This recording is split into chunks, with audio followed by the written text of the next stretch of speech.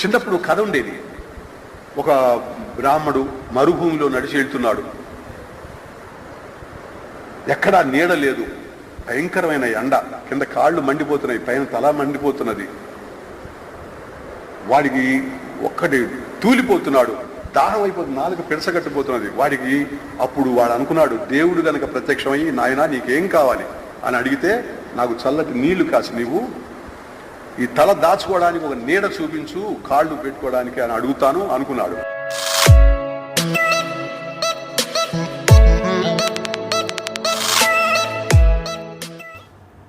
నాకు చదువు చెప్పిన గురువులందరికీ నా నమస్కారాలు.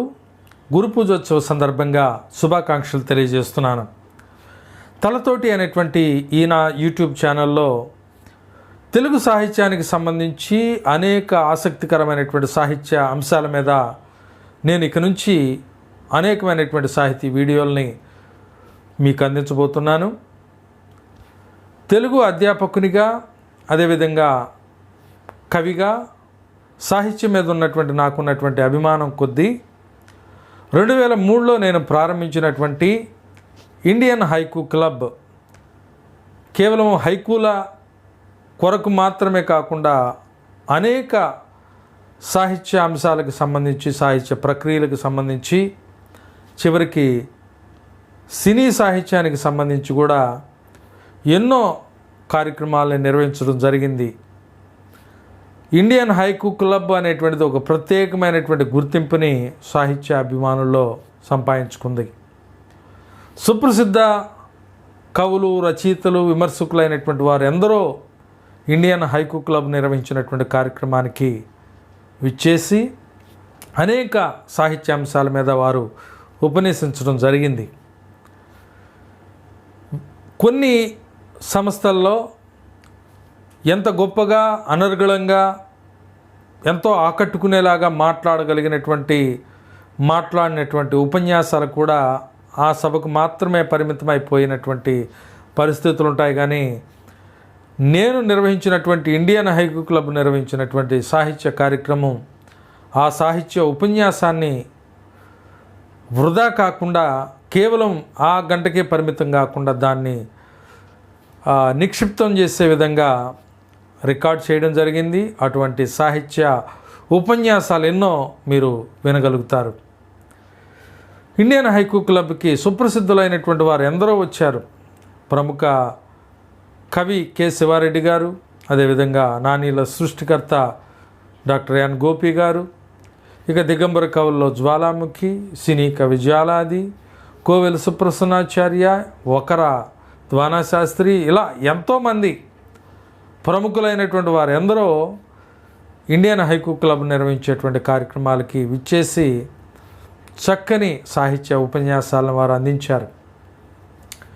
అటువంటి సాహిత్య ఉపన్యాసాలను అందించబోతున్నాను. అయితే మొదటిగా ఈ యొక్క సాహిత్య ఉపన్యాసానికి ఒక ప్రత్యేకత ఏంటంటే, అందున ఈ గురు పూజోత్సవ సందర్భంగా జ్ఞానపీఠ అవార్డు గ్రహీత విశ్వనాథ సత్యనారాయణ గారు మా గురువర్యులైనటువంటి పెద్దిబొట్ల సుబ్బరామయ్య గారికి గురువు గారు.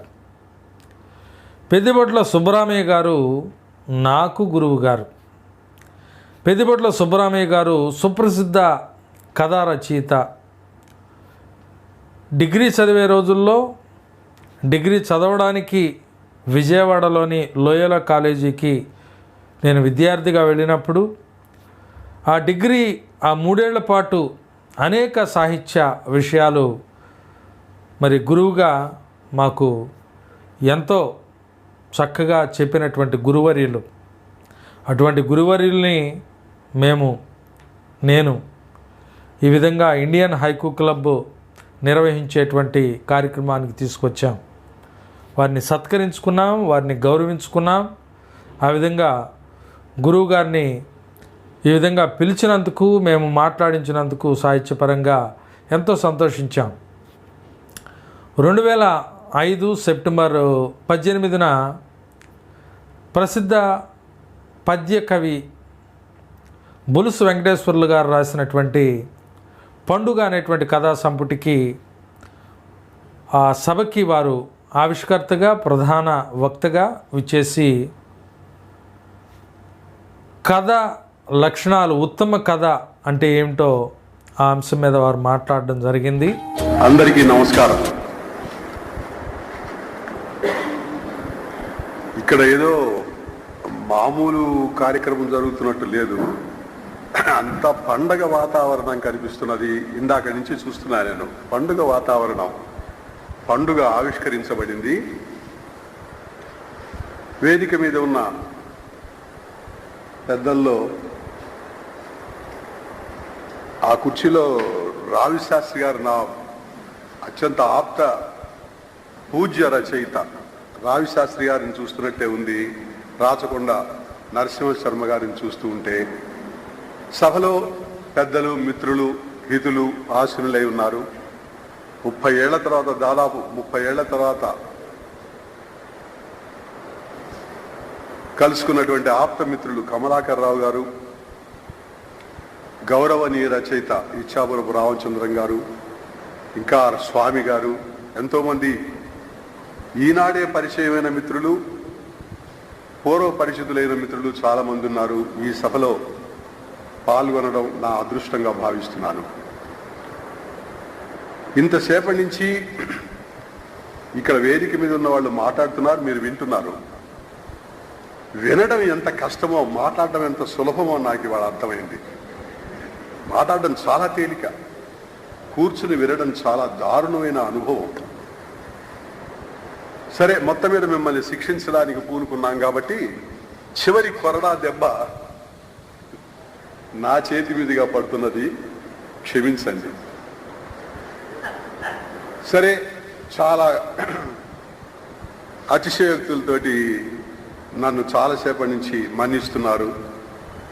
అతిశయోక్తులు వినడానికి చాలా బాగుంటాయి, చాలా గర్వంగా ఉంటుంది, చాలా గొప్పవాడిని అని కొంచెం కాలరెత్తుకోవడం జరుగుతూ ఉంటుంది. అంతా బాగానే ఉంటుంది. కానీ ఒక శాల్వా కూడా కప్పారు. పులుసు వెంకటేశ్వర్లు గారికి పండుగ ఆవిష్కరణ సందర్భంగా ముందు 2 మాటలు చెప్పదలుచుకున్నాను. ఆయన నాకు పండుగ కథల సంపుటితో పాటుగా ఆయన కవితా సంపుటి మువ్వను కూడా పంపించారు. ఆ కారణం చేత ఒక చిన్న సలహా వంటిది, చిన్నవాడు కాబట్టి నాకంటే వయసులో, ఇవ్వదలుచుకున్నాను. ఒక నిజాయితీ కలిగినటువంటి సాహిత్య సృష్టి చేయడానికి సిద్ధపడ్డవాడు, నిజాయితీ కలవాడు, తాను దేనికి పనికొస్తాడో ముందు నిర్ణయించుకోవాలి. నేను ఈ పని సమర్థంగా చేయగలను అని నిర్ణయించుకొని ఆ నిర్దేశించుకున్న పనిని సక్రమంగా, సమర్థంగా నిర్వహించడం ఉత్తమం. చాలా మందిలో చాపల్యం ఎక్కువ ఉంటుంది. కలం పట్టిన తర్వాత చాపల్యానికి లోను కాని వాడు ఉండడు. అన్ని ప్రక్రియలు ముట్టి కొనసాగించాలనేటువంటి పేరు సంపాదించాలనే చాపల్యం చాలా మందిలో ఉంటుంది. అది ఏ మహాప్రతిభావంతుడికో విశ్వనాథ వంటి వాడికి తప్ప మిగిలిన వాళ్లకు సాధ్యం కాదు. పులుసు వెంకటేశ్వర్లు గారిలో నేను గమనించింది, పద్యం ఆయనకి చక్కగా లొంగింది, చాలా అందంగా లొంగింది. మనకు లొంగిన ఉత్తమాశ్వం మీద స్వారీ చేయడం చాలా సుఖం, చూసేవాళ్లకు బాగుంటుంది. కథ కూడా ఆశ్చర్యం ఏంటంటే, కథలో ఆయన అపారమైనటువంటి వైవిధ్యాన్ని చూపించారు. నేను ఇవాళ కథలు మాత్రమే రాయమని కానీ, పద్యం మాత్రమే కొనసాగించమని కానీ ఆయనకి చెప్పను. కానీ మొత్తానికి ఏది చేసినప్పటికీ చిత్తశుద్ధితోటి చేస్తే ఆయన ముందు ముందు ఇంకా మంచి కథలు రాయగలరు, ఇంకా మంచి పద్యకావ్యాలు కూడా రాయగలరని నాకు చాలా గాఢమైనటువంటి నమ్మకం కుదిరింది. ఆ విషయం చెప్తున్నాను. ముందు ఈ కథల సంపుటి గురించి ఇచ్చాపురపు రామచంద్రం గారు 3 కథల గురించి చెప్పారు. ఆ 3 కథలు కాక వేరే కథలు కూడా నేను చెప్పొచ్చు. ఇప్పుడు ముఖ్యంగా వైవిధ్యం. కథా రచయితకు పాడిందే పాడరా పాచిపళ్ళ దాసరి అన్నట్టు ఉండకూడదు. కవులు చాలా మంది చెప్పిందే మళ్ళీ చెప్తారు, మెప్పిస్తారు కూడా. కానీ కథా రచయితకి అది కుదరదు. అట్లాంటి వేషం వేద్దాం అనుకోవడం లాభం లేదు. కథా రచయిత కథకు జీవం, వైవిధ్యం. జీవితంలో జీవితాన్ని ఎన్ని పార్శ్వాల నుంచి, ఎన్ని కోణాల నుంచి చూసి ఎంత సమర్థంగా దాన్ని నువ్వు కథనం చేశావు, చెప్పావు అనేది చాలా ముఖ్యం. ఈయన ఆ గద్దలు అనేటువంటి కథ నాకు చాలా అలజడి పాలు చేసింది. ఏది ఉత్తమమైన కథ? ఏ కథ చదివితే మనం ఆలోచనలో పడతామో, ఏ కథ చదివితే మనం అలజడి పాలవుతామో, ఏ కథ చదివితే మనకు కొంత మన చుట్టూ ఉన్న ప్రపంచంలో ఒక ముక్క అర్థమైనట్టు ఉంటుందో అదే ఉత్తమ కథ స్థూలంగా. అట్లాంటి కథలు ఈ సంపుట్లో ఉన్నాయి. ఒకటి రెండు కథలు మిగిలిన వాటితోటి పోల్చడానికి వీలు లేకుండా తక్కువ స్థాయిలో ఉన్న మాట నిజమే. కానీ అంత మాత్రంలో బాధపడక్కర్లేదు. అన్నీ అద్భుతంగా ఉండాలని రూల్ లేదు. ప్రతి కథ ఇందులో నాకు చాలా నచ్చింది. ఆయన ముందు ముందు మరింతగా జీవితాన్ని పరిశీలించి మరింత మంచి కథలు రాయొచ్చని, మరింత గాఢమైనటువంటి భావాలతోటి భావబంధురమైనటువంటి కవితలు కూడా రాయగలరని నాకు నమ్మకం కలిగింది. సరే, కథను గురించి ఉపన్యసించమని అంటే నేను భయపడుతున్నాను. ఎందుకంటే దాని గురించి సమగ్రంగా సాకల్యంగా తెలుసుకున్న వాళ్ళు లేరు, దాన్ని పూర్తిగా చెప్పగలిగిన వాళ్ళు లేరు. ఒకటి మాత్రం నిజం, ఏ భాషలోనైనా ఏ కాలంలోనైనా కవిత్వమే అత్యుత్తమ సాహిత్య ప్రక్రియ.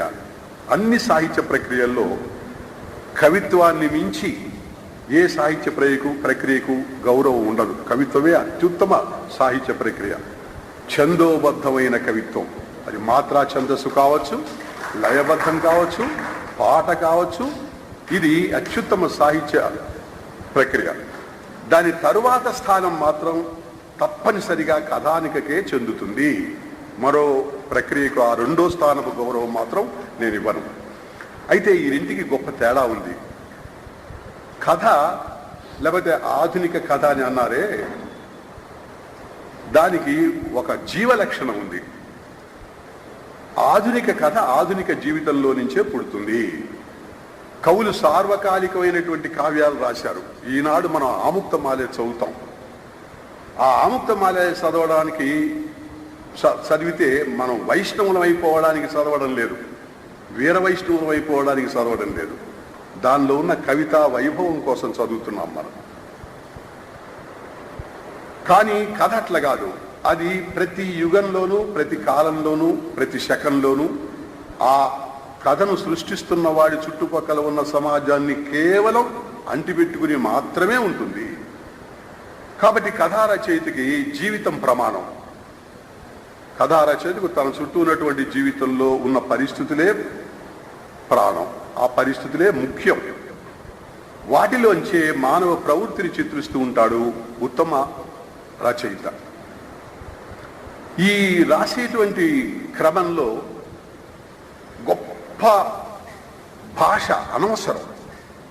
ఉత్తమ కథా రచయితకు గొప్ప భాషా సంపద ఉండాలని, లేకపోతే వాడికి ఉన్నటువంటి గొప్ప భాషా సంపదను వాడు ప్రదర్శించాలని ఏమీ లేదు. ఒక్కొక్కప్పుడు అట్లాంటి ఆడంబరమైనటువంటి భాషా సంపద కథానికను పలసపడేట్టు చేస్తుంది కూడా. కాబట్టి చాలా సాదా సీదా భాష, నేరుగా పఠిత యొక్క హృదయంలోకి చొచ్చుకుపోయేటువంటి భావాన్ని చొప్పింపగలిగేటువంటి మామూలు భాష, అది మాత్రం చాలు. ఆ తర్వాత రచయిత శ్రమ మిగిలిన ప్రక్రియలు ఆరాధించే వాడికంటే విచిత్రంగా ఉంటుంది. పద్యం మీరు అభ్యసించవచ్చు, క్రమక్రమంగా ఓ పద్యం అల్లవచ్చు. కథానిక విషయం వేరు. ఒక కథా రచనకు ఉపక్రమించే ఈ కథ ఎట్లా పుడుతుందో ఆశ్చర్యం. గొప్ప గొప్ప రచయితలను తీసుకోండి, కథ ఎట్లా పుడుతుందో మనకు కొంచెం అర్థమవుతుంది. మనం మామూలుగా మనలాగే ఆ రచయిత కూడా తిరుగుతూ ఉంటాడు, మనలాగే చూస్తూ ఉంటాడు. లేకపోతే మనం చూడడానికి తిరస్కరించేవి కూడా వాడు చూస్తూ ఉంటాడు, మనం ముఖం తిప్పుకుపోయేవి కూడా వాడు చూస్తుంటాడు. మనం ఎందుకు వచ్చిందిలే న్యూసెన్స్ అనుకునేవి కూడా ఆ రచయిత చూస్తూ ఉంటాడు. వాడికి సహృదయం ఎక్కువ ఉంటుంది, సహృదయత ఎక్కువ ఉంటుంది. చూసి మామూలుగా మనలాగే వచ్చేస్తాడు, తన పనుల్లో తను ఉంటాడు. కానీ తాను చూసినటువంటి విషయాల్లో ఏదో ఒకటి, ఒక వస్తు బీజం అతని మనోక్షేత్రంలో పడుతుంది. రచయిత మనోక్షేత్రంలో తాను చూసినటువంటి ఏదో ఒక సంఘటన, ఏదో ఒక వృత్తాంతం, ఏదో ఒక అలజడి పాలు చేసినదో, ఆలోచింపజేసిందో, కలత చెందేటి చేసిందో ఏదో ఒక బీజం వాడి మనసులో పడుతుంది. కానీ వాడు దాన్ని పెద్దగా పట్టించుకోడప్పుడు. ఆ తర్వాత నెమ్మదిగా తన దోవం తను వెళ్ళిపోతాడు. తన పనుల్లోనే తను తిరుగుతుంటాడు, తాగుతుంటాడు, మాట్లాడుతుంటాడు, తన పనులు తను నెరవేర్చుకుంటుంటాడు. ఈ కథాబీజం ఉందే మిగిలిన వాటిలాగా కాదు. ఇది చాలా ఆశ్చర్యకరంగా సారవంతమైనటువంటి క్షేత్రంలో ఒక మంచి బలమైనటువంటి విత్తనం పడ్డట్టు పడి, అది క్రమక్రమంగా భూమికి తెలియదు ఈ విత్తనం మొలకెత్తుతున్నదని. అంకురం అయింది, మొలకెత్తుతున్నది, మొక్క అయింది, వేళ్లు తన్నింది, వృక్షమైందని భూమికి తెలియదు. అట్లా ఈ రచయిత యొక్క మనసు కూడా తెలియకుండానే ఈ కథాబీజం క్రమక్రమంగా లోపల పెరుగుతుంటుంది. ఎట్లయితే ఆరోగ్యవంతురాలైనటువంటి స్త్రీకి కడుపులో క్రమంగా గర్భంలో ఒక గర్భాశయంలో పిండం పెరగడం ప్రారంభిస్తుందో, అట్లాగే ఈ రచయిత కూడా తన పనులు తను చేసుకుంటూనే ఉంటాడు. కానీ అతనికి తెలియకుండానే ఈ కథా బీజం వర్ధిల్లి క్రమక్రమంగా పెరిగి అది ఒక రూపాన్ని సంతరించుకోవడం ప్రారంభిస్తుంది. వాడు తెలిసి చేయడు ఇదంతా. అందుకే చాలా మంది ఆఫీసుల్లో పనులు చూసుకుని, లాభం వచ్చేటువంటి పనులన్నీ చేసుకుని, సంపాదనలన్నీ చూసుకుని, అన్ని జాగ్రత్తలు జీవితంలో చూసుకుని వచ్చి కాగితాల కట్టలు ముందేసి కూర్చొని రాయడానికి ప్రయత్నిస్తే కథలు రావు, నవలలు వస్తే రావచ్చు. ఎందుకంటే ఏది రాసినప్పటికీ అది నవల అవుతుంది. కాబట్టి కథకి ఒక అద్భుతమైనటువంటి ఫ్రేమ్ ఉంటుంది. అది వీడికి తెలియకుండా క్రమక్రమంగా వాడి హృదయ క్షేత్రంలో నెమ్మదిగా రూపుదిద్దుకుంటుంది. ఎట్లయితే స్త్రీకి తెలియకుండా గర్భాశయంలో పిండం ఏర్పడుతుందో, 3వ నెల వచ్చేసరికి ఎట్లా కళ్ళు, చెవులు, ముక్కు ఏర్పడి దానికి చలనం వస్తుందో, ఆ విధంగా క్రమక్రమంగా ఈ రచయిత మనోక్షేత్రంలో ఆ కథాబీజం పడి అది రూపుదిద్దుకోవడం ప్రారంభిస్తుంది. వీడి ప్రయత్నం ఏమీ అందులో ఉండదు. ఆ తర్వాత క్రమక్రమంగా ఏ విధంగా అయితే ఆ 278 రోజులు నిండిన తర్వాత స్త్రీ అంగవైకల్యం లేని ఆరోగ్యవంతమైనటువంటి బిడ్డకు ఆ లోపల ఉండలేక బిడ్డ తన్నుకుంటూ బయటకు వచ్చేయాలని ప్రయత్నిస్తుందే, అట్లా ఈ కథ కూడా వీడి ప్రయత్నం లేకుండా ఏదో ఒక క్షణంలో అద్భుతంగా బయటికి రావాలని తోసుకొచ్చేసి వాడి ప్రయత్న, వాడి ఏ కాగితాలు కనపడితే ఆ కాగితాల మీద రాస్తాడు. అప్పుడు క్యాలెండర్ మీద రాస్తాడు. ఏదో షాపులో తీసుకొచ్చినటువంటి ఎక్కడ ఖాళీ ఉంటే అక్కడ రాసేస్తాడు. కథ అట్లా పుట్టేస్తుంది అనమాట. ఆ పెద్దనార్యుడు అడిగిన నిరుపాధి స్థలేత్యాదులు అనవసరం, సదా కథ ప్రభవతి. ఆ విధంగా వచ్చినటువంటి కథ అంగవైకల్యం లేకుండా ఆరోగ్యకరమైనటువంటి సంపూర్ణ ఆరోగ్యంతో కథ వస్తుంది. ఈ కాకుండా ఏదన్నా ఇక్కడ లోపం జరిగినట్టయితే వీడి ఆలోచనలో ఎక్కడన్నా వైకల్యం వచ్చినప్పటికీ, లేకపోతే వీడి ఎక్కడన్నా పొరపాటు చేసినప్పటికీ కథా స్వరూపం చెడిపోయి కథ అంగవికలుడైనటువంటి శిశువు పుట్టినట్టు, లేకపోతే ఒక మృత శిశువు పుట్టినట్టు చాలా మంది రచయితల కథలు పుడుతూ ఉంటాయి. ఆ కథలకు కదలిక ఉండదు, ఆ కథలలో జీవం ఉండదు, ఊరికే కథనం ఉంటుంది అంతే. లేకపోతే నినాదాలు ఉంటాయి, స్లోగన్స్ ఉంటాయి, లేకపోతే హృదయాన్ని తాకేటువంటి గుణం వాటికి ఉండదు. కాబట్టి కథ పుట్టడం అనేది ఒక యాక్సిడెంట్. ఉత్తమ రచయితకి అదొక యాక్సిడెంట్ అంతే. వాడు చాలా నిమిత్త మాత్రుడు ఉత్తమ కథ రాయడానికి పూనుకుంటాడు అన్నమాట. సరే, ఇప్పుడు ఏ కథ బాగుంటుంది, ఎట్లా ఉండాలి కథ, కథ యొక్క లక్షణాలు ఏమిటి అనేది చాలా చాలా సాంకేతికమైన విషయం. దాని జోలికి పోకుండా ఉత్తమ కథలు ఎట్లా ఉంటాయి, మన ఆధునిక లాక్షణికులు కొందరున్నారు. అందులో విప్లవం ఉంటేనే కథ, మిగతాదంతా సాహిత్యం. విప్లవం ఉంటే సాహిత్యంట. కథలో కూడా దాన్ని వెతకడానికి ప్రయత్నిస్తారు. ఏదో స్తనశల్య పరీక్ష చేస్తే శల్యాలు తగలవు. అట్లాగే వీళ్ళు లేని చోట దాన్ని వెతకడానికి ప్రారంభించి వాళ్ళకు కావాల్సింది ఏదో ఉందా లేదా అని చూస్తారే. ఇది కథ విషయంలో మాత్రం కుదరదు. కవిత్వం రాసేవాడు వాడి వ్యక్తిగతమైనటువంటి చాదస్తాలో లేకపోతే నమ్మకాలో ఏవో తన కవిత్వంలో తప్పనిసరిగా వస్తాయి. లేదా నవల రాసేవాడు తన అభిప్రాయాలు ఎక్కడో ఒక చోట పైకి పొటమరించుకొచ్చి వాడు చెప్పక తప్పదు చెప్తూ ఉంటాడు. కానీ కథ విషయంలో మాత్రం కథకుడి ప్రమేయం ఏమి ఎక్కడ వాడి కథకుడు పైకి వచ్చి మాట్లాడడం అనేది ఉండదు, వాడి ప్రమేయం ఉండదు, వారితో సంబంధం లేకుండా కథ పుడుతుంది అన్నమాట. ఉత్తమ కథ ఎట్లా ఉంటుందంటే 2-3 రకాలుగా ఉండొచ్చు, చెప్పలేము. కొన్ని కొసమెరుపు చేత బాగుంటాయి. ఆ కొసమెరుపు కథ అలరిస్తుంది మనల్ని. మనం ఆశించినటువంటి ఏదో ఒక మెరుపు చివరిలో మెరిసి ఒక్కసారి కళ్ళు మిరుమిట్లు గెలిపినట్టు అవుతుందన్నమాట. చాలా గొప్ప కథే అది కూడా. కొన్ని కథల్లో జీవితం చిత్రించబడుతుంది. కథలోనే ఆశ్చర్యం, ఆ కొద్ది పరిధిలో విస్తృతమైనటువంటి జీవితం చిత్రించబడుతుంది. పెద్ద జీవితం మనం చూసినటువంటి అనుభూతి కలుగుతుంది కాస్త కథలోనే, 5-6 పేజీల కథలోనే. కొన్ని కథల్లో ఒక విశిష్టమైనటువంటి ఆలోచన ఏదో మెరుస్తుంది. కొన్ని కథల్లో కథా గర్భంలో ఒక జీవితం మొత్తం ఉంటుంది. ఉదాహరణకి రచయిత ఒక రోజున ఒక నాటకానికి వెళ్ళాడు అనుకుందాం. అక్కడ ఒక గుమాస్తా, చాలా మామూలు గుమాస్తా, మామూలు ఆఫీసులో మామూలు గుమాస్తా, జీవితపు బరువు మోస్తున్నవాడు. పిల్లలు, వాళ్ళ బాధలు, డబ్బు చాలకపోవడం, సంపాదన చాలకపోవడం, ఇట్లాంటి వాటితో సతమతం అవుతున్నటువంటి ఒకడు ఒక నాటకానికి వెళ్ళాట. వెళ్ళి నాటకం జరుగుతూ ఉండగా వాడికి తుమ్ము వచ్చింది. చాలా ఆశ్చర్యం అన్నమాట, ఇట్లాంటి కథలు కూడా ఉన్నాయా, అసలు ఇది కూడా కథ అవుతుందా అని కొందరు ఆశ్చర్యపోతారు. ప్రపంచ సాహిత్యంలో అత్యుత్తమమైనవి అనదగినటువంటి కొన్ని కథల్లో అత్యుత్తమమైన కథ ఇది. వాడికి తుమ్ము వచ్చింది, తుమ్మేశాడు. తీరా చేసి వాడి ముందు వరుసలో ఉన్నవాడొకడు వెనక్కి తిరిగి చూశాడు. చూస్తే వీడి ఆఫీసరు, ఈ తుమ్మిన వాడి ఆఫీసరు ముందు వరుసలో ఉండి వెనక్కి తిరిగి చూశాడు. వెంటనే వీడి భయం వేసింది, నమస్కారం పెట్టాడు. వాడు మళ్ళీ అటు తిరిగాడు. వీడి భయం వేసింది, ఆఫీసర్ వెనక్కి కూర్చుని తను తుమ్మాడు కాబట్టి వాడి దగ్గరికి వెళ్ళాడు. వీడు వెళ్ళి నమస్కారం పెట్టి, తుమ్ము వచ్చింది, పొరపాటును తుమ్మేశానండి, ఏమనుకోవచ్చు సార్ అన్నాడు. ఏమనుకుంటానయ్యా, బలివాడికి తుమ్ము వచ్చింది, ఆయన తుమ్మావు అంతే కదా, వెళ్ళి కూర్చోన్నాడు. కూర్చోన్నాడు. కానీ వీడికి ఆ భయం వదల్లా. పక్క భార్యతోటి ఆయన వెనక్కి కూర్చొని తుమ్మాను అనవసరంగా, ఏమనుకుంటాడో అన్నాడు. ఆ తర్వాత కాసేపు అయిన తర్వాత ఇంటర్వెల్ లాంటిది ఏదో వస్తే ఆ విరామ సమయంలో మళ్ళీ వాడి దగ్గరికి వెళ్ళి, ఏమండి తుమ్మానండి, మీరేం అనుకోవద్దండి అని దండం పెట్టాడు. వాడు నేనేం అనుకోవట్లేదు అంటున్నాడు. ఆ తర్వాత ఆ రాత్రి ఇంటికి వెళ్ళి ఆ రాత్రిలా నిద్రపోకుండా తాను తుమ్మినందువల్ల మొన్నటి నుంచి తాను ఎదుర్కోబోయేటువంటి నరకయాతన, ఆఫీసులో పడబోయేటువంటి బాధలన్నీ ఊహించుకున్నాడు. మొన్నాడు ఆఫీస్కి వెళ్ళి నేరుగా వాడి రూమ్లోకి వెళ్ళి కాళ్ళ మీద పడి, నేను తుమ్మానండి, మీరేమో అనుకోవద్దండి బాబు అన్నాడు. వాడు లేదు ఏమో అనుకోనంటే వీడు వదిలిపెట్టాడే. క్రమక్రమంగా ఆశ్చర్యపోతాం, ఇది కథ అవుతుందా, దీన్ని కథని ఎవరన్నా అంటారా? ఆ బాధ వాడిని వేటాడి వేధిస్తుంది.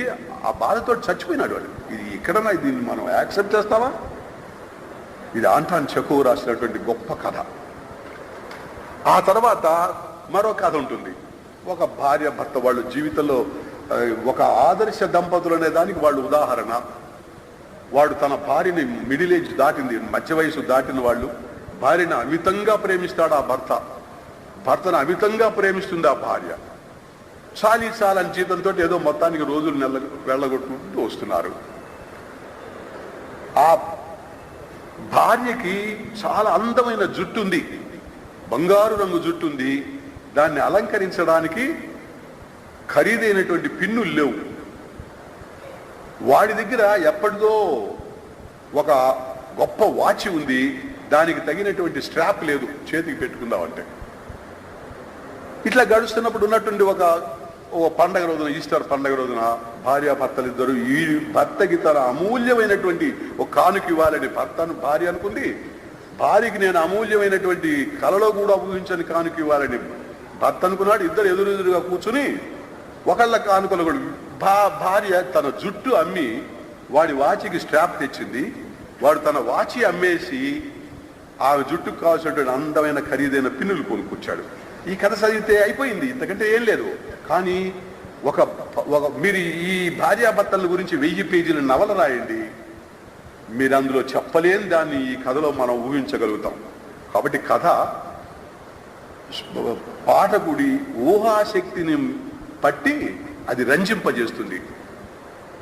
ఇక్కడ తమాషా అంటే కథానికి చదివేవాడికి మిగిలిన ప్రక్రియలు చదివేవాడి కంటే గొప్ప గ్రహణ శక్తి, ఊహాశక్తి కావాలి.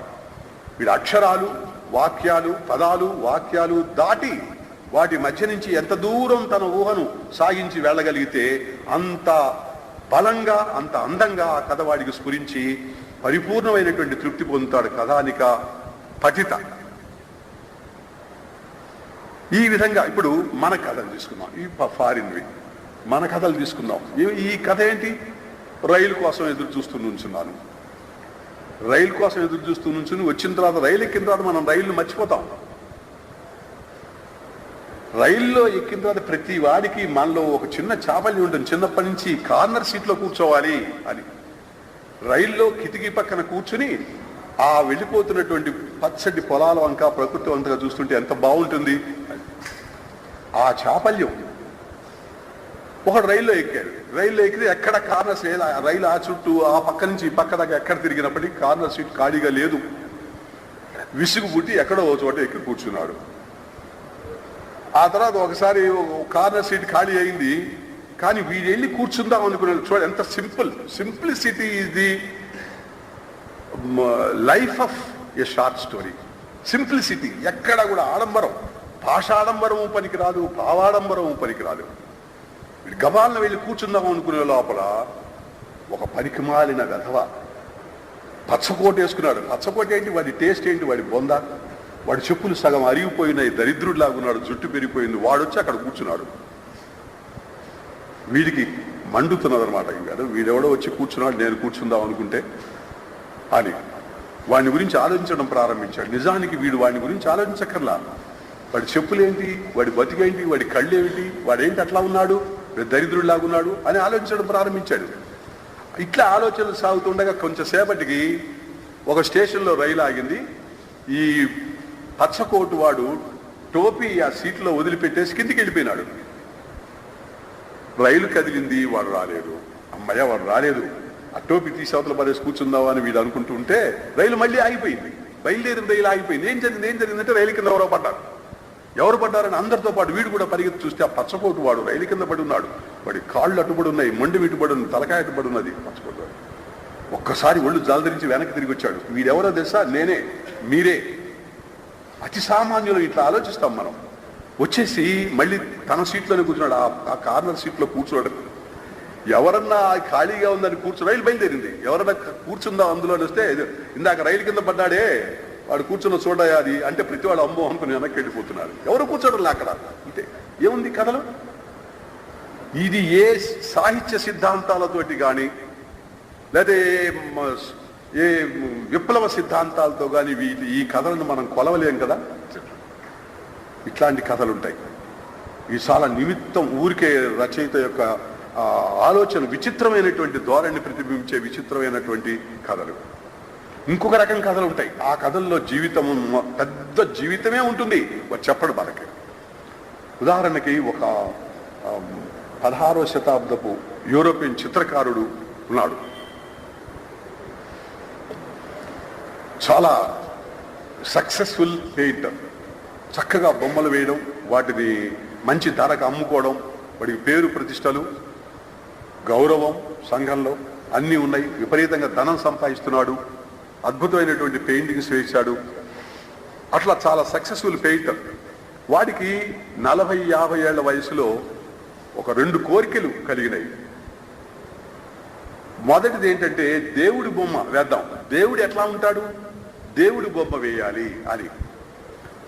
రెండో కోరిక ఏంటంటే దేవుడి ప్రత్యర్థి దయ్యం, శాటన్, వాడి బొమ్మ వేద్దాం. ఈ 2 కోరికలు ఉనికే మనసులో కలిగినాయి. ఆ తర్వాత క్రమక్రమంగా తన మామూలు పెయింటింగ్స్ వేస్తున్నాడు, అమ్ముకుంటున్నాడు, పేరు ధనం సంపాదిస్తూనే ఉన్నాడు జీవితంలో, ఇంకా పైకి వెళ్తూనే ఉన్నాడు. కానీ క్రమక్రమంగా లోపల ఈ కోరికలు పేర్కొంటున్నాయి.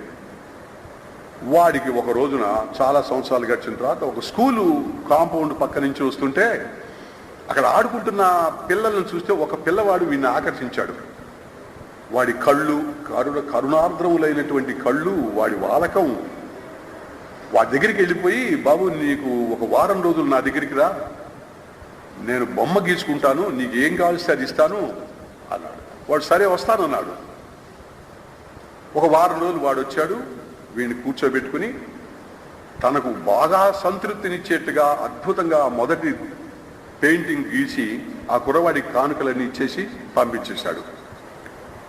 ఆ తర్వాత క్రమంగా సంవత్సరాలు గడవడం జరిగింది. కాలం గడుస్తున్నది, పెద్దవాడైపోతున్నాడు, కళ్ళల్లో కాంతి తగ్గిపోతున్నది, ఓపిక తగ్గిపోతున్నది, కాన్సన్ట్రేషన్ తగ్గిపోతున్నది. క్రమక్రమంగా ఈ రెండో కళ ఎప్పటికైనా నెరవేరుతుందా అనే అనుమానం కూడా ప్రారంభమైంది. వాడికి కావాల్సినటువంటి మోడల్ దొరకల. రెండో చిత్రం వేయడానికి కావాల్సినటువంటి మోడల్ దొరక్క వాడు క్రమక్రమంగా బాధపడడం ప్రారంభించాడు. మామూలు చిత్రాలు వేస్తూనే ఉన్నాడు. చాలా ఇంక ఈ రెండో చిత్రం వేయకుండానే నేను చచ్చిపోతానేమో అన్నటువంటి బెంగ కూడా ప్రారంభమైంది. ఆ తర్వాత ఎన్నాళ్లకు ఒక రోజున వాడు వరండాలో కూర్చొని ఉంటే ఆ వీధి చివరి నుంచి జనం ఒకడిని సావగొడుతూ తన్నుకుంటూ తీసుకొచ్చి వీడి ఇంటి ముందున్నటువంటి మురికాలలో పడేసి తొక్కి వెళ్ళిపోయినారు.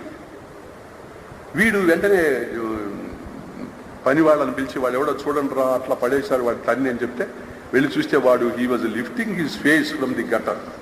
ఆ ముఖం అది పాముల బుట్టలాగా జుట్టు, వాడి ముఖం పిశాచపు కళలు, ఖచ్చితంగా తనకు కావాల్సినటువంటి ముఖం. వెంటనే వాడిని లోపలికి తీసుకుపోమని వాడిని స్నానం చేయించి వాడికి పరిచర్యలు చేసి ఆ తర్వాత క్రమక్రమంగా వాడిని తేరుకున్న తర్వాత, బాబు నా దగ్గర ఒక వారం రోజులు కూర్చో, నేను బొమ్మ వేసుకుని నేను నీకు కావాల్సినంత ధనం ఇస్తానని చెప్తే వాడు సరేనన్నాడు. వాడిని కూర్చోబెట్టి మళ్ళీ వారం రోజుల పాటు తనకు పూర్తి సంతృప్తి కలిగే విధంగా సేటన్ బొమ్మ కూడా పెయింట్ చేసి ఆ చివరి రోజున వాడికి చక్కగా డబ్బు అది ఇచ్చి పంపించాడు. వాడు బయటికి వెళ్తూ గేట్ దగ్గరికి వెళ్ళి తిరిగి వచ్చి, మీకు విషయం చెప్పకుండా పోలేను, నేను చాలా ఏళ్ల క్రితం మీరు బొమ్మ గీచారు పెయింటింగ్, దానికి మోడల్గా కూర్చున్న కుర్రవాడిని నేనేనండి అని చెప్పి వెళ్ళిపోయినాడు. ఈ కథలో ఏం జరిగింది? ఈ మధ్యలో ఒక గొప్ప జీవితం గడిచింది. ఆ జీవితంలో ఏ ఆటుపోట్లు ఉన్నాయో, ఏ బాధలున్నాయో, ఏ అగ్నిపర్వతాలు రగిలినాయో, ఎవరు వాడిని వంచారో, ఏ తల్లిదండ్రులు ఉపేక్షించారో, ఏ ప్రేయసి వాడిని వంచిందో తెలియదు. గొప్ప నవల ఈ కథ లోపల గర్భంలో దాక్కునుంది. మీ ఇష్టం, ఎట్లా ఆలోచిస్తే అట్లా మనం ఆ కథను పూర్తి చేసుకోవచ్చు అన్నమాట. ఇవి ఇంకా అందం, జీవితంలో ఉన్నటువంటి చిన్ని చిన్న అందాలు ఉంటాయే కథలు అవుతాయి. బహుశా కావ్యాలు కావు అవి. ఒక పెళ్లి నిన్న మొన్న జరిగినటువంటి ఇది వాతావరణం, రచయిత సామర్థ్యం ఇక్కడే ఉంటుంది. కథనంలో ఉన్న సామర్థ్యం. ఊరికే పెళ్లి జరిగింది ఇది జరిగిందని చెప్తే కథ కాదు. కథనంలో సామర్థ్యం అంటే పిండం ఆ 270 రోజులు రూపుదిద్దుకోవడంలో ఉన్నటువంటి అట్లాంటిది ఈ కథనం కూడా సాధించాలి రచయిత. ఆ నైశిత్యం, ఆ వర్ణన, వర్ణన భాష రెండు కావాలి. 2 రోజుల క్రితం పెళ్లి జరిగింది, ఏదో కార్యక్రమం. ఆ రోజు రాత్రి చలిగాలి, వరండాలో పెళ్లి కొడుకంటే వరుడు కదా, వరుడు అంటే ముఖ్యుడని అర్థం. వరుడు అంటే important fellow, most important fellow వాడు. వాడికి ఆ పెళ్ళింట్లో వరండాలో పక్కన మంచం వేశారు, పరుపు మాత్రం వేశారు. పొద్దుపోయింది, ఎవరి పనుల్లో వాళ్ళు ఎవరి పాటికి వాళ్ళు వెళ్ళిపోయినారు. వీడు ఆ వరండాలో వెళ్ళి ఆ మంచం మీద పడుకున్నాడు. సగం రాత్రి ఇప్పుడు విపరీతమైనటువంటి చలిగాలి ప్రారంభమైంది. చలి పెద్ద పులిలాగా మీద పడింది. వాడు వణుకుతున్నాడు, క్రమక్రమంగా ముడుచుకున్నాడు. మాతృగర్భంలో ఉన్న పిల్లవాళ్ళలాగా ముడుచుకున్నాడు. పిడికిళ్ళు బిగించాడు. ఆ తర్వాత వణకడం ప్రారంభించాడు. చుట్టూ చూస్తే కప్పుకోవడానికి ఏం లేదు, చలి బాధ పెడుతున్నది. క్రమక్రమంగా ఏంటి ఇంత చేశారు, కప్పుకోవడానికి ఏమి పెట్టలేదే ఇక్కడ అన్నాడు. కానీ నిద్ర మాత్రం క్రమక్రమంగా నిద్రాదేవత కళ్ళ మీదకి అట్లా అందంగా వస్తూనే ఉంది. అప్పుడు విచిత్రంగా వాడి మీద ఏదో పరుచుకుంటున్నటువంటి అనుభూతి, ఏదో మెత్తడిది ఏదో పరుచుకుంటున్నట్టు. ఆ తర్వాత వాడు ఎవరో పక్కన నిలబడి దాన్ని పరుస్తున్నట్టు తన మీద. ఎవరు నిలబడి పరుస్తున్నారని చెప్పి చూస్తే ఒక ఆకృతి మాత్రమే కనిపించింది. ఆ తర్వాత ఆ ఆకృతిని చెయ్యి పట్టుకుందామని వీడు ప్రయత్నిస్తే ఆ చెయ్యి దొరకలేదు. ఆ తర్వాత జడ దొరికింది. ఆ జడ దొరికి అది కూడా గిలగిల్లాడి తప్పించుకుపోయింది. ఆ జడలోంచి కొన్ని పూలు రాలి వీడి పక్కలో పడ్డాయి. ఆ తర్వాత తన మీద కప్పు వచ్చినటువంటి ఆ శాలువని కప్పుకుని వాడు హాయిగా వెచ్చగా నిద్రపోయినాడు. ఇది కథ. అంటే ఇక్కడ కప్పిండి ఎవరో మనకి చెప్పడం చేద్దాం, మధురాంతకం రాజారాం. అది కార్నర్ సీట్. మీకు తెలిసివన్నీ ఎంత రమ్యమైన కథ అంటే అది ఇంత ఇంత ఇట్లాంటి నైపుణ్యం కథల్లో మాత్రమే చూపించడానికి వీలవుతుంది. పద్యంలో శిల్పం ఉంటుంది, అద్భుతమైనటువంటి ధార ఉంటుంది.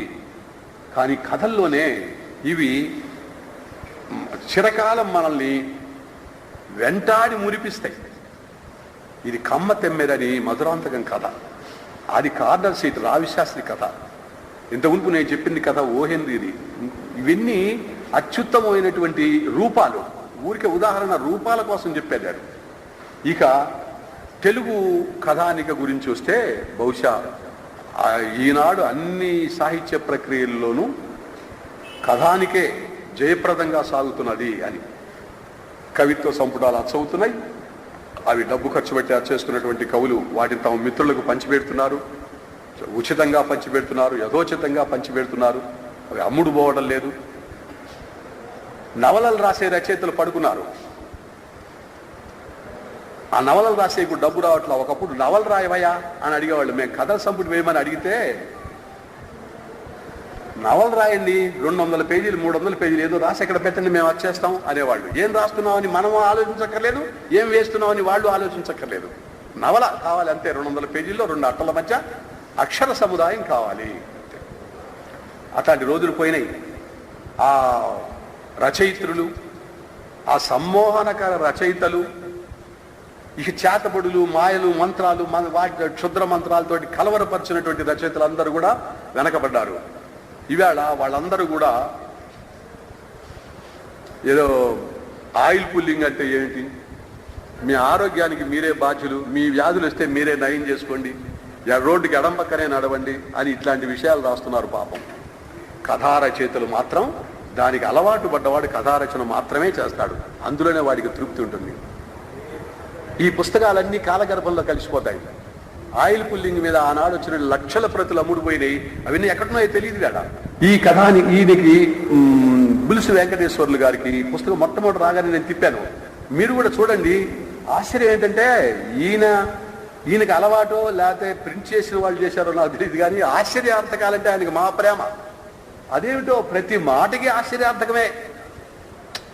Exclamatory marks ఉంటాయే. ఈ పుస్తకం నిండా దాదాపు మీరు లెక్క పెడితే ఓపికతోటి కనీసం ఒక 25,000-30,000 అక్షరాలు మాత్రమే ఉంటాయా. ఆయన అలవాటేమో మరి. అంటే బహుశా ఆయన ప్రతి ఆశ్చర్యం కలిసిందేమో. ఈ ప్రపంచంలో పసిపిల్ల వల్లగా ఆనందిస్తాడేమో, ఆశ్చర్యపోతాడేమో. ప్రతిదానికి ఎక్స్క్లమేటరీ మార్గం. వాడు నడుస్తున్నాడు, ఎక్స్క్లమేటరీ మార్గం. ఆ అమ్మాయి కూర్చొని ఉంది, 2 ఎక్స్క్లమేటరీ మార్కులు. ఇంకో వాక్యం రాసి 3 ఎక్స్క్లమేటరీ మార్కులు. చాలా చిత్రం అనిపించింది నాకు ఎందుకో మరి. కానీ నేను తప్పు పట్టడం లేదు. అది ఒక ప్రత్యేకత ఆయన కథల్లో. బహుశా ఆశ్చర్యార్థకాలంటే ఆయనకు ప్రేమేమో, ఫుల్ స్టాప్లు అంటే ప్రేమేమో చెప్పలేం కదా. మొత్తం మీద మనం ఒక్క పని చేయాలి. బోల్డ్ అన్ని నవళ్ళు ఉంటాయి గ్రంథాలయాల్లో. ముఖ్యంగా మన పిల్లలకి సాహిత్యం పట్ల అభిరుచి కలగాలంటే, గౌరవం కలగాలంటే మొదట కథనే చదివించండి. నవల ఇవ్వద్దు. మేము చిన్నప్పుడు నవల చదివాం ముందు. 1000 పడగలు నా 12వ ఏట ఆంధ్రపత్రిక వీక్లీ, ఈ ట్యాబ్లాయిడ్ సైజులో వచ్చేది ఆంధ్రపత్రిక వీక్లీ. అప్పుడు మొత్తం అయిపోయిన తర్వాత నేను 1000 పడగలు ఆ సైజులో చదివాను. చదివినప్పుడు ఏమైందంటే ఆ వర్ణనలు వచ్చిన చోట తిప్పేసి, మీరందరూ కూడా బహుశా 1000 పడగలు అట్లాగే చదివి ఉంటారు. వర్ణనలు వచ్చిన చోట తిప్పేస్తాం, కథ వచ్చిన చోట చదువుతాం. బహుశా అందరూ అట్లాగే చేసి ఉంటారు. నాకు ఎవరైనా మీలో మేము అట్లా కాదు వర్ణనలు కూడా చదివామని అంటే నమస్కారం పెడతాను. చిన్నప్పుడు అదే 30 ఏళ్ళు గడిచిన తర్వాత మళ్ళీ నేను ఒకసారి 1000 పడగలు చదివాను. ఈసారి ఎట్లా చదువుతామో తెలుసా? మళ్ళీ మీ అనుభవమే. వర్ణనలు వచ్చిన చోట చదివి కథ వచ్చిన చోట తిప్పేస్తాం. ఎందుకంటే ఆయన కథ మనకు తెలుసు. వర్ణనలు వచ్చిన చోట చదవండి. అది విశ్వనాథ యొక్క ఆ వర్ణనా వైభవం ఏ కారణం చేత ఆముక్తమా లేదా మహాకృతి అని మనం అనుకుంటున్నామో ఆ కారణం చేత ఇది మహానవల అవుతుందన్నమాట. ఆ తర్వాత వర్ణనా వైభవం, చమత్కృతి, ఇవన్నీ నవలల్లో ఉన్నప్పటికీ మీరు కథని కనుక పిల్లలకి ముందు మనం చిన్నపిల్లలకి ఏం పెట్టాం, ఫారెక్స్ ఏదో పెట్టాం తప్ప తండూరి చికెన్లు అవి పెట్టలా. అందువల్ల మీరు గట్టి పదార్థం ముందే పెట్టొద్దు, మంచి చక్కటి కథలు చెప్పండి. ముందు కథలు చదవడం మొదలుపెడితే వాళ్ళలో ఆలోచన ప్రారంభం అవుతుంది. ఆలోచన ప్రారంభమైన తర్వాత వాళ్ళ జీర్ణశక్తి పెరుగుతుంది. సాహిత్య జీర్ణశక్తి అని ఒకటి ఉంటుంది. అది పెరిగిన తర్వాత వాళ్ళే మంచివి చదివి చెడ్డవి చదివితే పరిహరిస్తారు. ఇంకోటి ఇది చదవకూడదురా అని చెప్తారు కూడా. కాబట్టి ముందు టేస్ట్ మన పిల్లల్లో పెంచాలి. ముందు స్టూపిడిటీని ఎంజాయ్ చేయకుండా చూడండి, అది మనకు కావాల్సింది. మన పిల్లలు ఇప్పుడు they are exposed to enormous amount of stupidity. పెద్ద స్క్రీను, చిన్న స్క్రీను, మొత్తం భయంకరమైనటువంటి స్టూపిడిటీని మన పిల్లలు ఎంజాయ్ చేస్తున్నారు. దాన్ని అరికట్టి మీరు చిన్న కథలు చెప్పండి, వాళ్ళలో గ్రహణ శక్తి పెరుగుతుంది. అంటే చిన్నప్పుడు మనం చిన్నపిల్లలకి ఏం పెట్టాలో అది పెడతాం అంతే తప్ప ముందే వాళ్ళకి పెద్ద కఠినమైనటువంటి దుంపకూరలు పెట్టాం కదా. అట్లా మన పిల్లలకి మంచి సాహిత్యం చదివే అలవాటు చేయడం ముఖ్యం. ఇప్పుడు ఈ కథలు చదివించండి, వాళ్లకు తాము చూడనటువంటి కొన్ని జీవిత దృశ్యాలు కనిపిస్తాయి. అంతకంటే ప్రయోజనం ఏమిటి? అంతకంటే గొప్ప ప్రయోజనం మనకు జీవితంలో ఏదీ లేదు. నీ చుట్టూ ఉన్నటువంటి జీవితాన్ని, నువ్వు చూడని జీవితాన్ని, నువ్వు చూడడానికి తిరస్కరించేటువంటి జీవితాన్ని, నువ్వు చూడడానికి ఇష్టపడనటువంటి జీవితాన్ని చూపించడం వల్ల వాళ్ళలో హ్యూమన్ ఫీలింగ్స్ పెరుగుతాయి, సున్నితమైనటువంటి భావాలు పెరుగుతాయి, వాళ్ళు మరింత మంచి మనుషులు అవుతారు. స్టూపిడిటీ చూపిస్తే లాజికల్ కంక్లూజన్ స్టూపిడ్స్ అవుతారు వాళ్ళు. వైలెన్స్ చూపిస్తే లాజికల్ కంక్లూజన్ వాళ్ళు వైలెంట్గా తయారవుతారు, అలవాటు పడతారు. తమాషా ఏంటంటే మంచికి అలవాటు పడకపోయినా చెడుకు బాగా తొందరగా అలవాటు పడే ప్రమాదం ఉంది. కాబట్టి మంచి కథలు చదివించడం, కథ గొప్ప టానిక్ లాంటిది.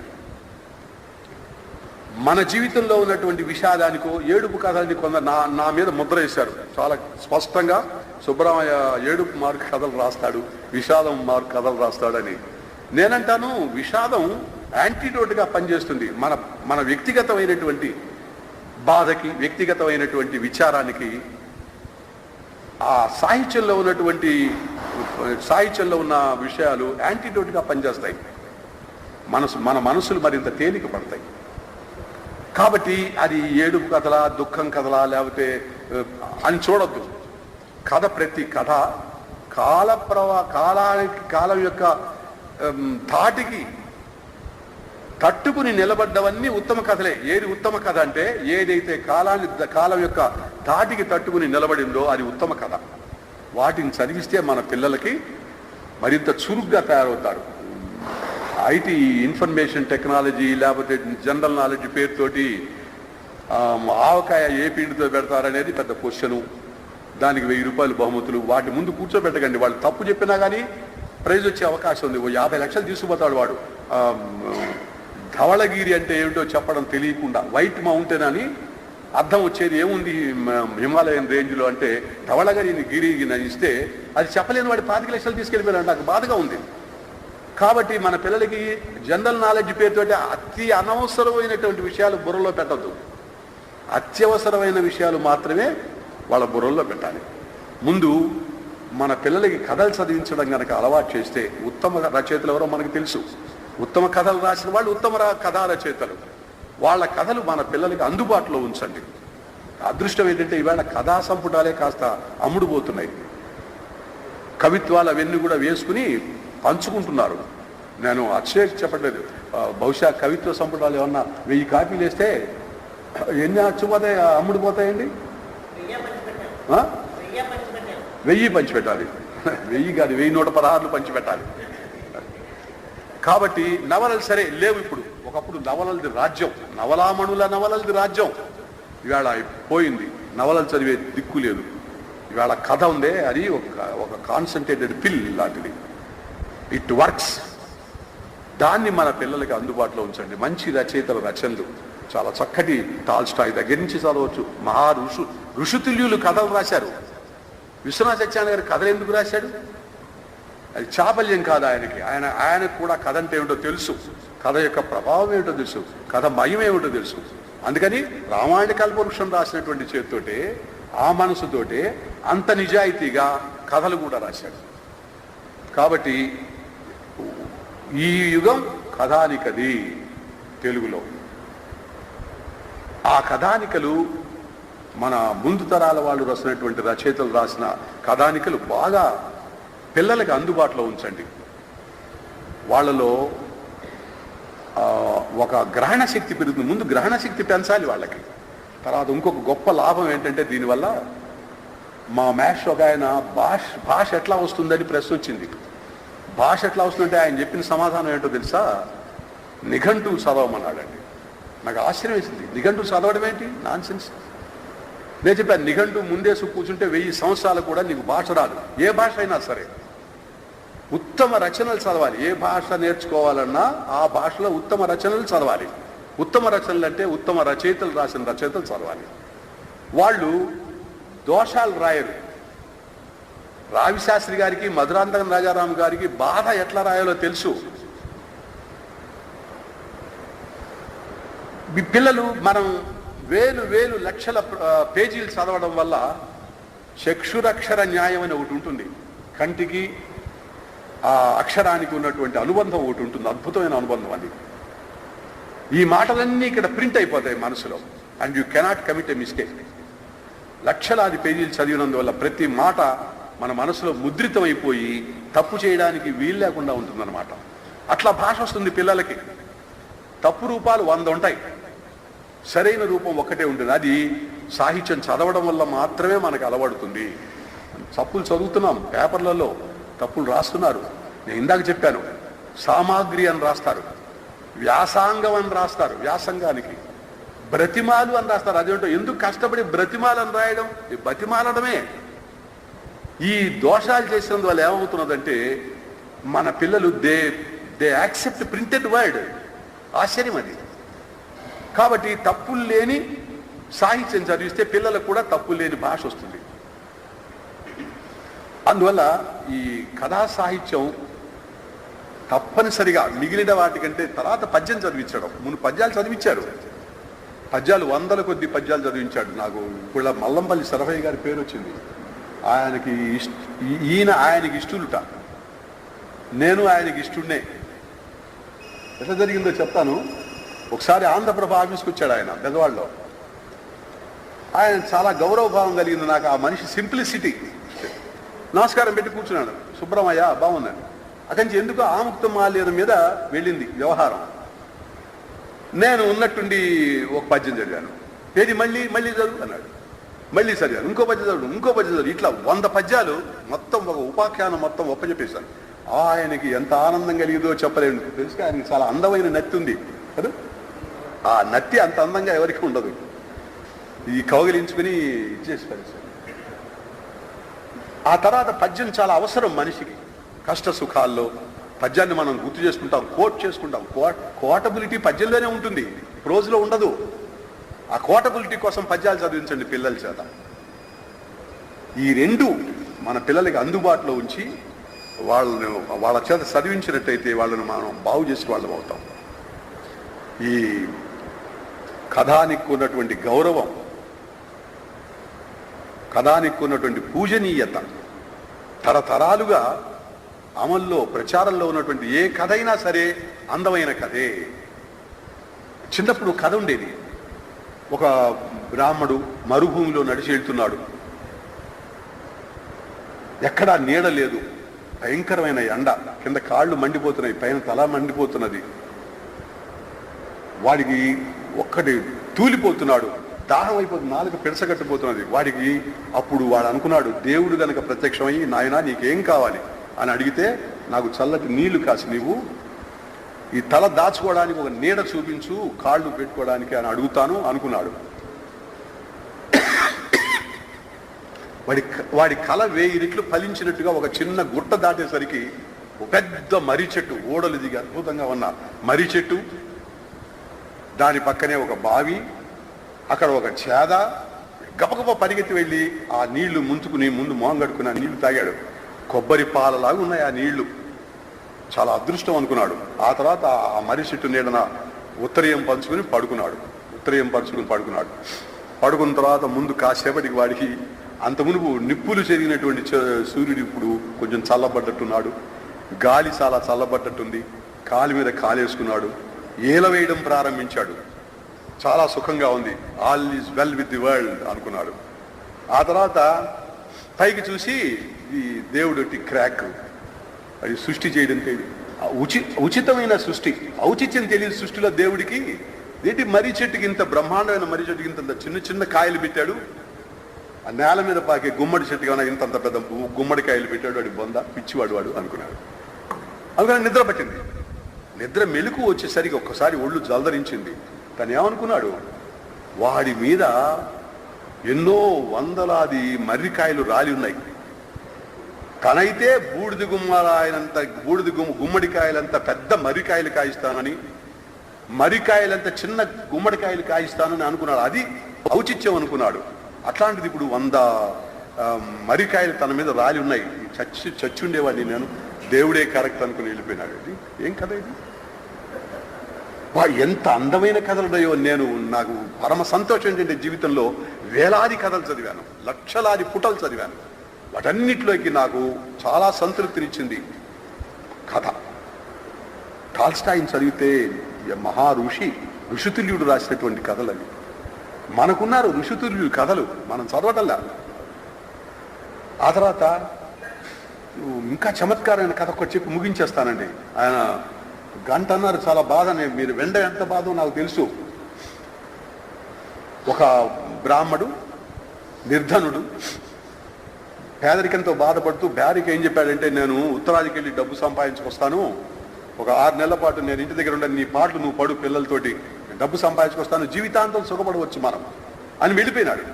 వెళ్ళిపోయి ఎక్కడో ఉత్తర దేశంలో ఆ పని చేసి ఈ పని చేసి డబ్బు సంపాదించి తన దేశానికి తిరిగి రావాలనుకున్నాడు. ఆ రోజుల్లో ఒంటరిగా ప్రయాణం చేయడం కష్టం. డబ్బు దగ్గర పెట్టుకుని బంగారంగా చేసి దాన్ని మింగి వచ్చేవాళ్ళు. కథలో ప్రశ్న వద్దు, కథకుడిని ప్రశ్నించకూడదండి. ఇంకొకటి చెప్తున్నాను నేను, you should not question the story writer. మిగిలిన వాళ్ళని అడగండి. బంగారంగా మార్చి మింగి వాళ్ళ ఊరికి వచ్చి దోపిడి దొంగలు అడ్డగించినప్పుడు వీడి దగ్గర ఏం దొరకకూడదు. బంగారంగా మార్చి దాన్ని మింగి ఇంటికి వచ్చి వమనం చేసి తీసుకునేవాళ్ళు. ఇంతప్పటికి యాక్సెప్ట్ చేసి వినాలి మనం. వాడు అట్లా బయలుదేరి రావడానికి నిశ్చయించుకుని, మరి తోడు కొందరు ఉండాలిగా. అక్కడ అడిగితే సౌత్కి ఎవరు వెళ్తున్నారు అని అడిగితే ఒకళ్ళు నేను వెళ్తున్నాను, కొంతమంది తయారైనారు. ఆ గుంపులో బయలుదేరదాం అని వీడు అనుకున్నాడు. బంగారం మింగి రావాలి, బంగారంగా మార్చుకుని డబ్బుని మింగి రావాలని నిర్ణయించుకున్నాడు. ఒక దొంగ పరమ క్రూరుడు ఇది పసిగట్టాడు. వీడి వెంబడి పడి, నేను కూడా నీతో వస్తాను, మీ ఊరి దగ్గరే మా ఊరు కూడా అన్నాడు. మొత్తం గుంపంతా కదిలింది. వీళ్ళిద్దరు కూడా దానిలో ఉన్నారు. వీడితోటి దగ్గర చేరి కబుర్లు చెప్తూ చాలా ఆత్మీయుల్లాగా మాట్లాడుతూ ప్రయాణం సాగింది. 2-3 రోజులు అయిన తర్వాత వీళ్ళిద్దరిని, వీడేంటి దొంగ వాడిని వెనకబెట్టి కబుర్లలో గుంపు ముందుకెళ్ళిన తర్వాత వాడిని పొడిచేసి వాడి పొట్టలో ఉన్న బంగారం తీసుకుపోదామని దొంగ ప్రయత్నం. ఆశ్చర్యకరంగా ఏం జరిగిందంటే, ఒక పెద్ద దొంగల గుంపు వచ్చి వీళ్ళిద్దరిని పట్టుకున్నారు. పట్టుకుని వాడు వెతికితే వీళ్ళిద్దరి దగ్గర ఏం దొరకపోయేసరికి వదిలిపెట్టండిరా, వెదవ బోళి తగిలింది మనకు అన్నాడు ఆ దొంగల నాయకుడు. ఈ లోపల కూడా ఆ గుంపులో నుంచి, ఈ మధ్య బాటసారులు తెలివి మీరిపోతున్నారు, డబ్బును బంగారంగా మార్చుకుని మింగిపోతున్నారయ్యా అని చెప్పాడు. అయితే పట్టుకోండిరా అన్నారు వీళ్ళిద్దరిని. పట్టుకుని వీడిని చంపండి, వీడి పొట్టలో బంగారం ఉంటే వాడిని కూడా చంపుదామని నిర్ణయించుకున్నాం. ముందు వీడిని పట్టుకున్నారు. వీడి పొట్టలో బంగారం ఉంది. ఒక క్షణం గడిచిన తర్వాత వీడేం చేశాడంటే, అయ్యా వీడు నా బావగారు, వీడిని చంపేస్తే మా అక్క విధవరాలైపోతుంది, నన్ను చంపండి, మేము ఇద్దరం ఒకటే కదా, మేము బంధువులం కదా, నన్ను చంపండి, నా దగ్గర బంగారం ఉన్నట్టయితే మీరు వాడిని చంపండి అన్నాడు. అనేసరికి వీడిని పట్టుకున్నారు, దొంగను పట్టుకున్నారు. పట్టుకుని వాడిని చంపారు. చంపితే వాడి పొట్టలో బంగారం లేదు. సరే వీడిని వదిలేయండిరా అన్నారు. వదిలేశారు. వాడు తన దోవను తను పోయినాడు. ఇది చాలా ఆశ్చర్యకరమైన కథ. వాడు ఏం చేశాడో వీడికి తెలియదే. వీడి ఇంటికి వెళ్ళి తల బద్దలు కొట్టుకున్నా ఎందుకు వాడు ముందు చచ్చిపోయినాడో తెలియదు కదా. వాడు ఏం చేసిన త్యాగానికి ఒక తమాషగా లేదు ఇది. వాడి ఇంటికి వెళ్ళిపోయాడు. ఈ కథ ఒక అద్భుతమైనటువంటి మాస్టర్ పీస్ అన్నమాట. ఇట్లాంటివి 100 కథలు. ఎంత ఆనందంగా ఉంటుందో ఒక్కొక్కటి తలుచుకుంటే. ఇది మన కథా సంపద. నిర్వచనాలు, కథానిక అంటే ఏమిటి, కథ అంటే ఏమిటి, ఆఖ్యాయిక అంటే ఏంటి, ఇవన్నీ ఎవరైనా చదువుకోవచ్చు. టెక్నికల్ థింగ్స్ పరిశోధకులకు అవన్నీ అవసరం. మనకు మంచి కథలు అవసరం. నేను ఈ టెక్నికల్ థింగ్స్ అన్నింటిని పట్టించుకోండి. నాకు మంచి కథ కావాలి. మంచి కథ కాని కథ రెండే రకాలు ఉంటాయి. మంచి కథ ఏమైనా సర్వాంగీణ సుందరంగా పుట్టినటువంటి శిశువులాగా ఉంటుంది. కథ చెడిపోవడం చాలా తేలిక. ఏదో ఒక రససూత్రం తెగిపోతే కథ చెడిపోతుంది. అట్లా చెడిపోయిన కథలు చాలా ఉండొచ్చు. మనకు తెలుస్తుంది ఎక్కడ చెడిపోయిందో. ఈ సర్వాంగీణంగా అందంగా ఉన్నటువంటి కథలు ఉన్నాయే, వాటిని మనం నిజంగా మన పిల్లలకి చెప్పి ప్రచారం చేయాల్సిన అవసరం ఉంది. కాబట్టి ఇది ఈ పైన కథలకి ఎంగిలి కానీ లేకపోతే కాపీ రైట్లు కానీ ఏమి ఉండవు. మనం చెకో కదా గోర్కిన్ చదువుతున్నాం అనుకోండి, లేకపోతే టాల్స్టాయ్ చదువుతున్నాం అనుకోండి, రష్యన్లు వచ్చి మనతో పోటాడరు. ఒక అంగుళం భూమిని మనం పాకిస్తాన్ వాడు దండెత్తి వస్తే మనం ఏం చేస్తున్నాం? శతఘ్నులు అవి తీసుకుని పోరాడుతున్నాం. కానీ మన ప్రేమచంద్ర ఒక రష్యన్ చదువుతుంటే ఆనందిస్తాం, గొప్పగా చెప్పుకుంటాం. అట్లాగే సాహిత్యానికి ఎంగిలి కానీ దేశకాల పాత్రాలు కానీ ఏమీ లేవు. ఉత్తమ సాహిత్యం మానవ జాతి అంతటిది, ఉత్తమ కథానిక అందరికీ చెందినవి. అవి మన పిల్లలకు మనం చెబుదాం, మాటికి చెబుదాం.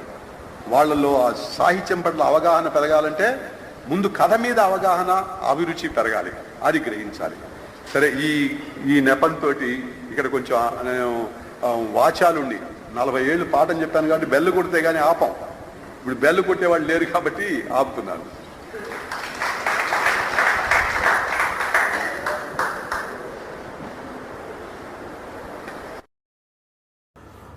ఉత్తమ కథా లక్షణాలు అనేటువంటి సాహిత్యాంశం మీద మా గురువర్యులు పెద్దబడ్ల సుబ్బరామయ్య గారు, కేంద్ర సాహిత్య అకాడమీ అవార్డు గ్రహీత, వారు ఉపన్యసించినటువంటి యొక్క సాహిత్య ఉపన్యాసం మీ అందరికీ నచ్చుతుందని నేను భావిస్తున్నాను. అదేవిధంగా మునుముందు ఒక్కొక్కటి అనేక సాహిత్య ఉపన్యాసాలను మీకు నేను అందిస్తాను. ఎవరైనా ఈ ఛానల్ని ఇంకా సబ్స్క్రైబ్ చేసుకోకుండా ఉంటే ఇప్పుడే సబ్స్క్రైబ్ చేసుకోవాలని, అదేవిధంగా మీకు నచ్చితే ఈ యొక్క వీడియోని లైక్ చేసి మీ మిత్రులకు షేర్ చేయాలని కోరుకుంటున్నాను. నమస్కారం. తలతోటి అనేటువంటి నా ఈ యూట్యూబ్ సబ్స్క్రైబర్స్కి, అదేవిధంగా తెలుగు సాహిత్యాభిమానులందరికీ స్వాగతం పలుకుతున్నాను. మరెన్నో సాహిత్యపరమైనటువంటి వివిధ ప్రక్రియలకు సంబంధించినటువంటి అత్యద్భుతమైనటువంటి కవిత్వాన్ని మీరు చూడాలంటే, వినాలంటే నా ఈ యూట్యూబ్ ఛానల్ని ఇప్పుడే సబ్స్క్రైబ్ చేసుకోండి. మీ విలువైనటువంటి అభిప్రాయాల్ని కామెంట్ రూపంలో తెలియజేయండి. వీడియో నచ్చితే మీరు లైక్ చేయండి, అదేవిధంగా మీ మిత్రులకి షేర్ చేయగలరని కోరుకుంటున్నాను. ధన్యవాదాలు.